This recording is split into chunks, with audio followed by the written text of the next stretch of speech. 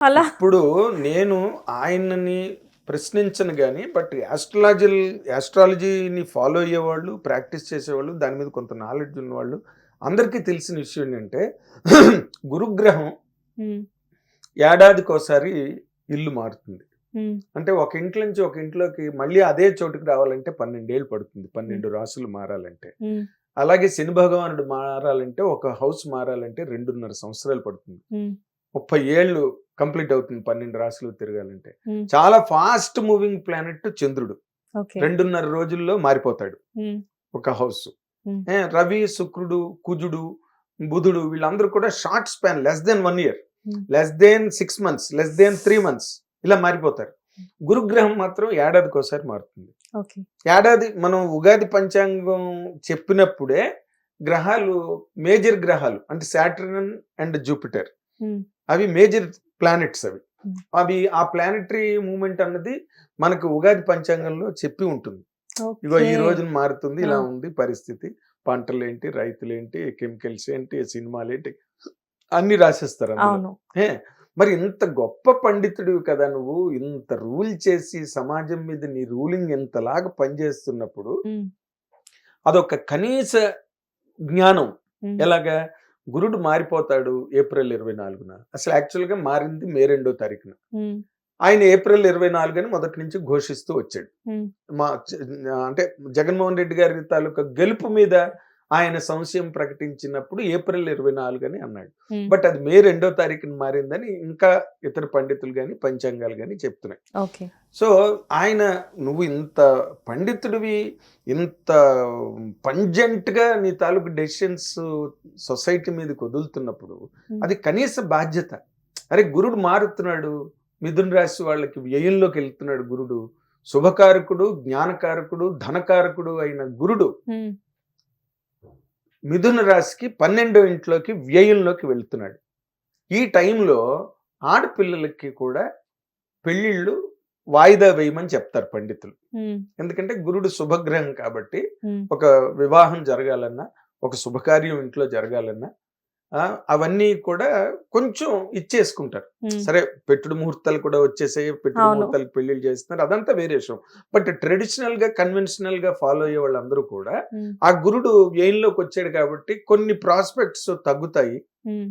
ఆయన పైగా fast moving planet. Saturn అంత స్లో కాదు. సాటర్న్ 2½ ఇయర్స్‌కి ఒకసారి మారితే గురుడు 1 ఇయర్‌కే మారిపోతాడు. బృహస్పతి దేవగురుడు. ఈ వేరే అస్ట్రాలజర్స్ గురించి మనం ఈ టాపిక్‌లో ఎందుకు మాట్లాడుతున్నామో నాకైతే తెలియట్లేదు గానీ సార్, నా ముందే చాలా పెద్ద అస్ట్రాలజర్ ఉన్న ఫీలింగ్ మాత్రం నాకు 100% వస్తుంది ఈరోజు. Thank you. నేను ఎందుకు చెప్తున్నానంటే నాలాంటి వాళ్ళు చాలా మంది ఉన్నారమ్మా. ఎందుకంటే దాన్ని యాస్ట్రాలజీని ప్రాక్టీస్‌గా, ప్రొఫెషన్‌గా తీసుకోకపోవచ్చు గానీ, బట్ ఒక ఇంట్రెస్టింగ్ సబ్జెక్ట్‌గా చదివిన హ్మ్. వాళ్ళు బ్రహ్మాండమైన ఐటీ ప్రొఫెషనల్స్‌లో మంచి ఉన్నారు. ప్యాషన్ ఉన్నట్టుంది గదా! మీకు ఈ టాపిక్ మీద? We understand.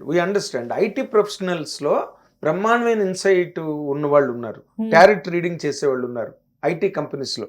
హ్మ్. పెద్ద పెద్ద పోస్ట్‌లో, సీఈఓ పోస్ట్‌లో ఉన్నవాళ్ళు. ఓకే. అండ్ సినిమా ఇండస్ట్రీలో ఉన్నవాళ్ళు. ఈ రోజున అందరూ నేర్చుకుంటున్నారు. హ్మ్. అందరూ తెలుసుకుంటున్నారు. దానికి జాతి, కుల, మత భేదాలతో సంబంధం లేకుండా జాతక శాస్త్రం అనేది చాలా ప్రాచుర్యం పొందింది. హ్మ్. తెలుసుకుంటున్నారు. హ్మ్. ఎందుకు తెలుసుకుంటున్నారంటే ప్రతిసారి గురువుగారి దగ్గరికెళ్ళాలి. మనమే నేర్చేసుకుంటే ఎలా ఉంటుందని జెప్పి మనకు తిరిగి చెప్పేసే మహాపండితులు చాలా మంది ఉన్నారు పబ్లిక్‌లో. యెస్.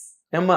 యాహ్! ఇప్పుడు దానివల్ల ఏంటంటే ఇప్పుడు గురుడు ఎప్పుడైతే మిథున రాశి వాళ్ళకి వ్యయంలోకొచ్చాడో హ్మ్. నీకు 70 మార్క్స్ పోయాయి అక్కడ.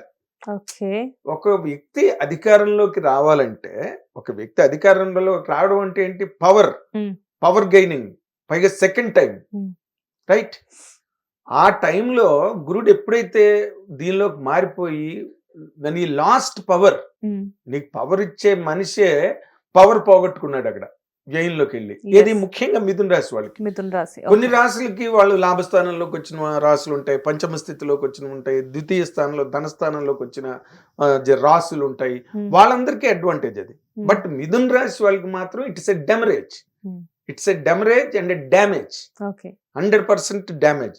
ఇది నా మిత్రులు మన మీడియాలో ఉండే పెద్ద పెద్ద సంస్థల్లో పనిచేస్తున్న పెద్ద స్థాయిలో ఉన్న చాలా మంది మిత్రులతో నేను 2 నెలలుగా ఈ మాట చెప్తున్నా. జగన్ రెడ్డి గారు తాలూకా జాతకంలో అదొక ప్రాబ్లమ్ ఉన్నది. అందుచేత ఇది 100% నమ్మడానికి లేదు వేణుస్వామి చెప్తున్నదని నేను ఊరికే పిచ్చాపాటిగా మేము కూర్చొని మాట్లాడుకుంటున్నప్పుడు నేను మా మిత్రులందరికీ ఈ వీడియో చూసిన వాళ్ళందరికీ అర్థమవుతుంది. కొంతమంది సెలబ్రిటీ డివర్స్ వల్ల ఆయన కొంచెం ఫేమస్ అయ్యారు యాక్చువల్ గా చెప్పాలి. అది కూడానమ్మా, ఆయన ఇప్పుడు ఎలాగైతే జగన్మోహన్ రెడ్డి గారు గెలుస్తారని ఆయన డంకా బజాయించి చెప్పి మళ్ళీ దాన్ని మార్చుకుని ఇప్పుడు సెలబ్రిటీస్ పర్సనల్ లైఫ్ ఓకే, నీ దగ్గరికి ఎవరైనా వచ్చారు, సరే వాళ్ళకు ఏదైనా ప్రాబ్లం ఉంది చెప్పొచ్చు, అమ్మ మీరు జాగ్రత్తగా ఉండండి ఎందుకంటే ఇది విడాకుల టైం, ఇది భార్య మంచి ఒక నీతి గల నిజాయితీ గల ధార్మికుడైన జ్యోతిష శాస్త్రవేత్త ఏం చెప్తాడంటే మీరు కొంచెం జాగ్రత్తగా ఉండండమ్మా భార్యాభర్త, చీటి మాటికి పోట్లాడుకోకండి, కామ్గా ఉంటుండండి, ఈ టైం బాగులేదు. ఇప్పుడు మీ ఎవరో వెళ్ళి నాకు మా వారికి పడట్లేదని చెప్పుకోవడానికి వెళ్ళింది అనుకో, ఆయన చూసి అవునమ్మా అని చెప్పి మీరు ఎక్కువగా కలహించుకోకండి, గొడవలు పెట్టుకోకండి, టైం బాగోలేదు ఇది అని సలహా చెప్తాడు. దానికి ఏదైనా రెమెడీస్ ఏదైనా చెప్తే చేసుకుంటారు, అయిపోతుంది. కానీ ఈయనేంటి బయటకు వచ్చి వాళ్ళకి విడాకులు అయిపోతాయి, వీళ్ళకి విడాకులు అయిపోతాయి, వాళ్ళు అసలు 3-30 పెళ్ళిళ్ళు చేసుకుంటారు అని చెప్పి ఇష్టం వచ్చినట్టు బయటకు వచ్చి మీడియాలోని మాట్లాడడం, దాని మీద వ్యాఖ్యానాలు చెప్పడం. చిరంజీవి గారికి మనవరాలు పుట్టింది, అదే అనబోతున్నా, మొన్న పుట్టిన క్లింకారా గురించి కూడా ఆయన మాట్లాడుతున్నారు. క్లింకారా పుట్టి ఇంకా కొన్ని ఘడియలు కొన్ని గంటలు ఏదో అయింది. అసలు అంత చిన్న పిల్ల జాతకాన్ని ఇంట్లో కూడా చెప్పించరు. అప్పుడే పుట్టిన పిల్ల తాలూకు జాతకాన్ని జన్మపత్రిక రాయిస్తారు. జన్మపత్రిక పండితుడి చేత వాళ్ళు దాన్ని శుభలేఖలా తయారు చేసి పసుబొట్లు పెట్టి ఆ కాగితానికి దాని మీద ఓం స్వస్తి శ్రీ చాంద్రమానేనని రాసి బోల్డ్ శ్రీరస్తు శుభమస్తు అవిఘ్నమస్తు అని చెప్పి ఒక శుభలేఖలాగా జన్మపత్రిక తయారు చేస్తారు. కానీ అసలు జాతకాలు గట్ట చెప్పించరు. ఫస్ట్ మాట జాతకాలు చెప్పించరు, దోషం అని చెప్పి. ఓకే, తల్లికో తండ్రికో తెలిస్తే వాళ్ళు చూసుకోవడం వేరు, పండితుడి దగ్గరికి వెళ్ళి చెప్పించరు. ఈయనేమో చిరంజీవి గారి మనవరాలు పుట్టిన కొన్ని గంటలకే ఆ క్లీంకార జాతకాన్ని ఇలాగా చీల్చి చెండాడేసి అసలు అలాగని ఇలాగని, అసలు what non sense is it?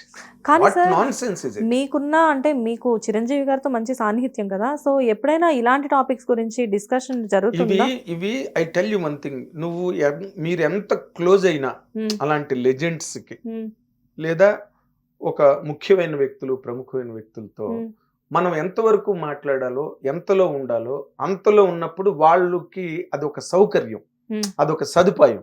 They can handle us, right? ఇప్పుడు అలాంటి పర్సన్స్ దగ్గర చాలా మంది అతిగా బిహేవ్ చేసి అతిగా మాట్లాడి అతిగా అక్కడ ప్రవర్తించి అక్కడ స్థానాన్ని కోల్పోయిన వాళ్ళని చాలా మంది నాకు తెలుసు. ఒక చిరంజీవి గారనే కాదు, ఆ రేంజ్ పీపుల్ గురించి నేను మాట్లాడుతాను. సో మనం ఇవన్నీ చాలా డెలికేట్ ఇష్యూస్.